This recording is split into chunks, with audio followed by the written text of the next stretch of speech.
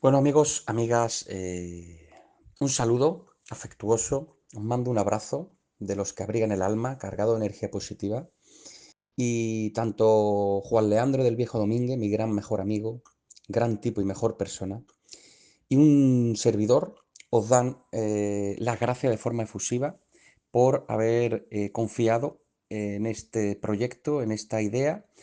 Y bueno, pues lo que queremos es acompañaros. Esto es un complemento a vuestro estudio.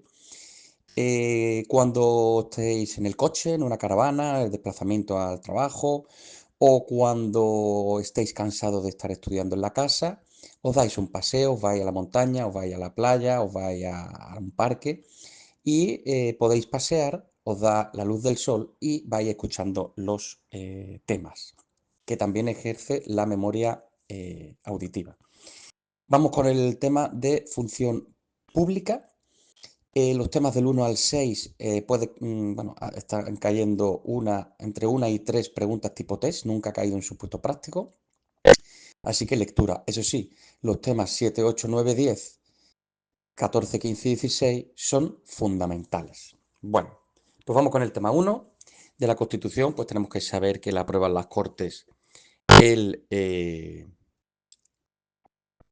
31 de octubre de 1978, que se somete a referéndum el 6 de diciembre del 78, que es sancionada y promulgada por el Rey el 27 del 12 del 78 y se publica en el BOE y entra en vigor el 29 del 12 de 1978. Saber que el artículo 17.4 nos habla del habeas corpus, el 25.1 del principio de legalidad y el 25.2 de la finalidad de las penas privativas de libertad.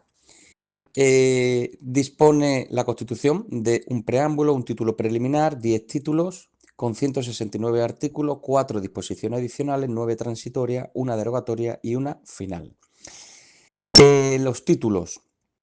El título preliminar sobre los principios generales, título 1 de los derechos y deberes fundamentales, 2 de la Corona, 3 de las Cortes Generales, 4 el Gobierno y la Administración, 5 relación entre el Gobierno y las Cortes, 6 el Poder Judicial, 7 Economía y Hacienda, 8 Organización Territorial del Estado, 9 el Tribunal Constitucional, 10 la Reforma Constitucional.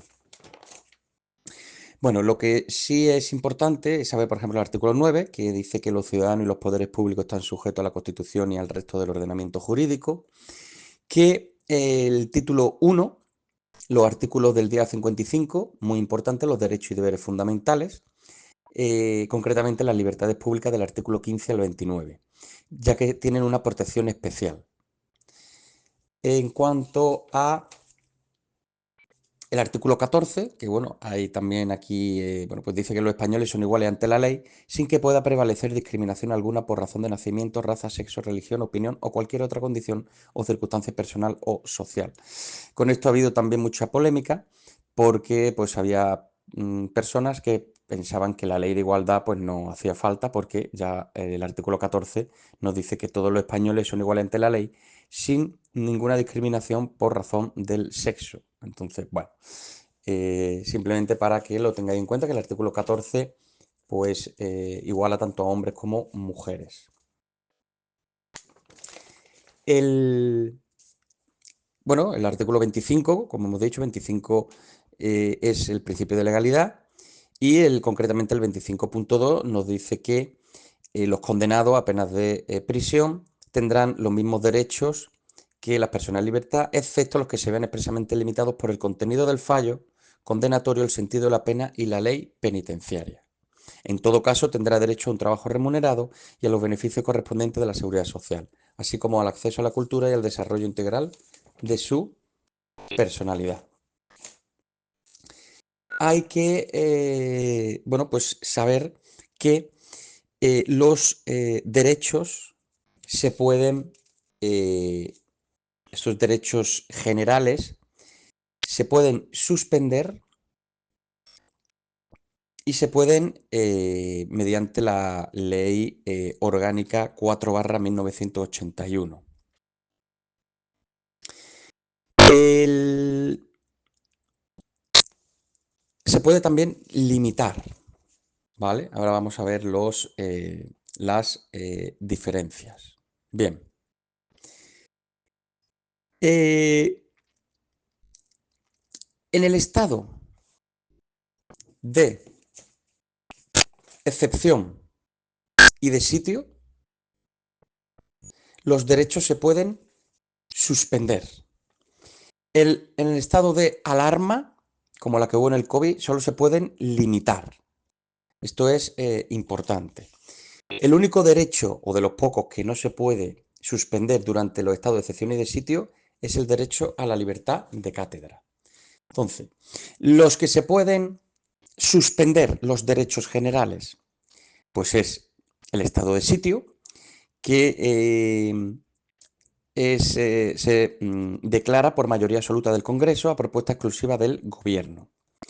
Y bueno, pues el estado de sitio es cuando hay un alzamiento militar, una insurrección o acto de fuerza contra la soberanía o independencia de España o su integridad territorial o el ordenamiento constitucional.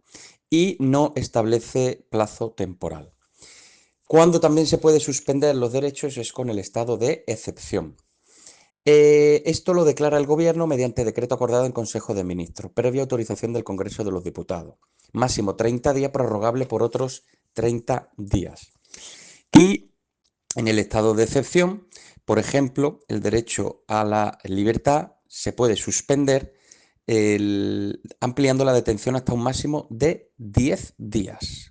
Y los detenidos seguirán disfrutando de los derechos que les reconoce el artículo 17.3, como es ser informada de todos sus derechos y las razones de su detención, así como a la asistencia de abogado. Se puede limitar la libertad de expresión, la libertad de residencia y circulación, el derecho de reunión, el derecho de huelga. Bien, lo declara el Gobierno mediante decreto acordado en Consejo de Ministros, previa autorización del Congreso de los Diputados. Se establece por un plazo temporal máximo, por cuanto no puede exceder de 30 días, prorrogable por otro plazo igual a 30 días. Y ahora, el estado de alarma no puede suspenderlos, puede limitarlos. El estado de alarma es el que se sufrió durante el COVID. Lo declara el Gobierno mediante decreto acordado en Consejo de Ministros, dando cuenta al Congreso de los Diputados, con un máximo de 15 días, prorrogable con autorización del Congreso por otros 15 días. Y se puede tomar pues cuando haya catástrofes naturales o crisis sanitaria o epidemia o desabastecimiento de productos de primera necesidad. Durante los estados de alarma, excepción y sitio no se puede disolver el Congreso, no se puede convocar elecciones generales. El estado de alarma solo lo puede ser solicitado por el presidente de la comunidad autónoma afectada. Bien. En cuanto a la reforma constitucional, la Constitución es rígida, con lo cual pues tiene su complejidad a la hora de la reforma. Lo puede solicitar el Gobierno, el Congreso de los Diputados, el Senado o la Asamblea Legislativa de las comunidades autónomas. No podrá iniciarse la reforma constitucional en tiempo de guerra o de vigencia de alguno de los estados previstos, de alarma, de excepción o de sitio. Está el procedimiento general, el artículo 167, que es cuando se produce una reforma parcial o que no afecta al título preliminar o al capítulo segundo, sección primera del título 1 o al título 2. Y deben de ser aprobados por una mayoría de 3/5 de cada una de las cámaras. Y cuando se solicite, dentro de los 15 días siguientes, se podrá realizar un referéndum cuando se lo soliciten una décima parte de los miembros de cualquiera de las cámaras. El procedimiento especial, el artículo 168, nos habla de la reforma total, con mayoría de 2/3 de cada cámara. Si hay acuerdo, se disuelven las Cortes, se vuelve a aprobar, se vuelve a votar por 2/3 por las nuevas cámaras y en este caso el referéndum sí es obligatorio. La Constitución ha sufrido 3 reformas, la del artículo 13.2, la del artículo 135 y la del artículo 49.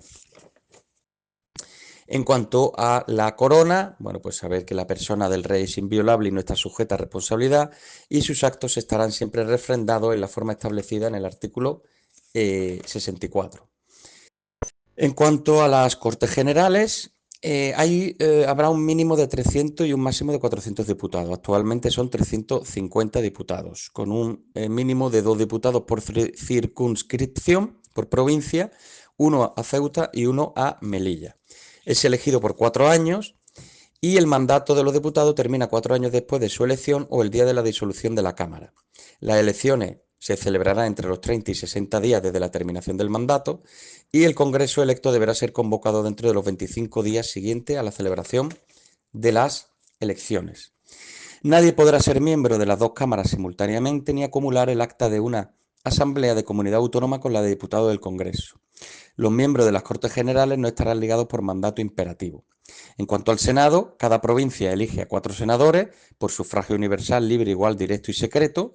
Las Islas Mayores, Gran Canaria, Mallorca y Tenerife son 3 senadores y uno para las islas pequeñas como Ibiza, Menorca, Lanzarote, La Palma, Fuerteventura, Ceuta y Melilla aportan 2 senadores, las comunidades autónomas aportan un senador y otro más por cada millón de habitantes. El Senado es elegido por 4 años, el mandato de los senadores termina 4 años después de su elección o el día de la disolución de la Cámara. A los 10 días naturales, el Senado puede presentar su enmienda o su veto al proyecto de la Ley General de Presupuestos. A los senadores lo elige el Consejo de Gobierno y la Asamblea Legislativa de la Comunidad Autónoma. Las Cortes Generales ejercen la potestad legislativa del Estado, aprueban sus presupuestos, controlan la acción del Gobierno y tienen las demás competencias que le atribuye la Constitución. Y las Cortes Generales son inviolables. Las cámaras se reúnen en 2 periodos ordinarios de sesión. El primero va de septiembre a diciembre y el segundo va de febrero a junio. Además, podrán reunirse en sesión extraordinaria a petición del Gobierno, de la Diputación Permanente o de la mayoría absoluta de los miembros de cualquiera de las 2 cámaras. Las sesiones plenarias serán públicas, salvo acuerdo en contrario de cada Cámara, adoptado por mayoría absoluta y con arreglo al reglamento. La misión de las fuerzas y cuerpos de seguridad del Estado es proteger el libre ejercicio de los derechos y libertades y garantizar la seguridad ciudadana. Bien, en cuanto a la iniciativa legislativa, tenemos ley orgánica y ley ordinaria. La ley orgánica se aprueba con mayoría absoluta del Congreso y la ley ordinaria con mayoría simple. La ley orgánica es para temas de derechos y deberes, de derechos y libertades fundamentales, para la ley general electoral y no tienen un principio de jerarquía, sino un principio de competencia. En cuanto a los decretos legislativos, es cuando el Gobierno legisla por un motivo de extraordinaria y urgente necesidad. No podrán afectar al ordenamiento de las instituciones básicas, a los derechos y libertades de los ciudadanos o al régimen de las comunidades autónomas, ni al derecho electoral general. Y una vez que se aprueba por el Gobierno un decreto ley, deberá de ser ratificado por el Congreso en el plazo máximo de 30 días posteriores a su promulgación. La iniciativa legislativa corresponde al Gobierno, al Congreso y al Senado. Las asambleas de las comunidades autónomas podrán solicitar del Gobierno la adopción de un proyecto de ley o remitir a la mesa del Congreso una proposición de ley, delegando ante dicha Cámara un máximo de 3 miembros de la Asamblea encargados de su defensa. En cuanto a la iniciativa legislativa popular, se exigirán no menos de 500.000 firmas y no se puede solicitar una iniciativa legislativa popular sobre materias propias de ley orgánica, materias tributarias o de carácter internacional. En cuanto a, el Congreso aprueba un proyecto de ley y se lo envía al Senado. El Senado tiene máximo 2 meses desde que recibe el texto para establecer un veto o una enmienda. El veto debe ser aprobado por mayoría absoluta del Senado. Bien, si el Senado le impone el veto, el Congreso la puede levantar por mayoría absoluta. Y si no lo consigue, en el plazo máximo de 2 meses, la puede levantar ese veto también por mayoría simple. Si la tramitación es urgente, lo declara el Gobierno urgente, el Senado dispondrá de máximo 20 días naturales. Y en cuanto al defensor del pueblo, en la Ley Orgánica 3/1981, modificada por la Ley Orgánica 5/2004, y pues nos dice que es el defensor del pueblo, es el alto comisionado de las Cortes Generales para defender el título 1 de la Constitución. Su cuantía económica se obtiene del presupuesto económico de las Cortes Generales y se dirige a las Cortes a través del presidente del Congreso y del Senado. Bueno, ¿cómo se elige? Se crea una comisión mixta, Congreso-Senado, se proponen candidatos por mayoría simple y las cámaras confirman a los adjuntos 1 y 2. Se vota el Pleno del Congreso en un plazo no inferior a 10 días y es elegido por mayoría de 3/5 del Congreso y en máximo plazo de 20 días por mayoría de 3/5 del Senado. ¿Que no sale elegido? Pues en el plazo máximo de un mes se hace una nueva votación y puede salir elegido por mayoría de 3/5 del Congreso y mayoría absoluta del Senado. El nombramiento se acredita con la firma del presidente del Congreso y del Senado, se publica en el BOE y toma posesión ante las mesas de las dos cámaras, mediante juramento o promesa. ¿Por qué puede cesar? Por renuncia, por fin de mandato o incapacidad permanente o muerte. En ese caso, la vacante la declara el presidente del Congreso. Si es por notoria negligencia o por una condena firme por delito doloso, se deberá de aprobar por mayoría de 3/5 del Congreso y mayoría de 3/5 del Senado, con previa audiencia del defensor del pueblo. Cuanto a, bueno, tiene el principio de inviolabilidad, es decir, solo puede ser procesado penalmente por la Sala Penal del Tribunal Supremo en delito fragante y está sujeto a régimen de incompatibilidad, con lo cual si lo nombran y pues tiene otro puesto que resulta incompatible, en el plazo de 10 días antes de la toma de posesión debe de renunciar a uno de los dos puestos o cargos. Bien, puede ser defensor del pueblo cualquier persona natural o jurídica, sin ninguna restricción de sexo, de edad, de incapacidad legal. No puede presentar queja ante el defensor del pueblo o ninguna autoridad administrativa en asuntos de su competencia. Si las quejas que le derivan son de la Administración de Justicia, el defensor del pueblo las dirige al Ministerio Fiscal o bien al Consejo General del Poder Judicial. Tiene acceso también a la Administración Militar, excepto si interfiere en el mando de la Defensa Nacional. La queja al defensor del pueblo en el plazo máximo de un año desde que se conocen los hechos es gratuita y sin letrado, con acuse de recibo del nombre. Importante, un año desde que se conocen los hechos. Rechazará las quejas anónimas y puede rechazar las que tengan mala fe, carencia de fundamento o inexistencia de pretensión. Si la queja es contra un organismo, el informe de ese organismo en el plazo máximo de 15 días. Si es contra una persona, la respuesta mínimo 10 días. Si el superior jerárquico le deniega a la persona que ha dirigido la queja, o sea, contra la que se ha dirigido la queja, el defensor del pueblo se comunicará directamente con ese superior jerárquico.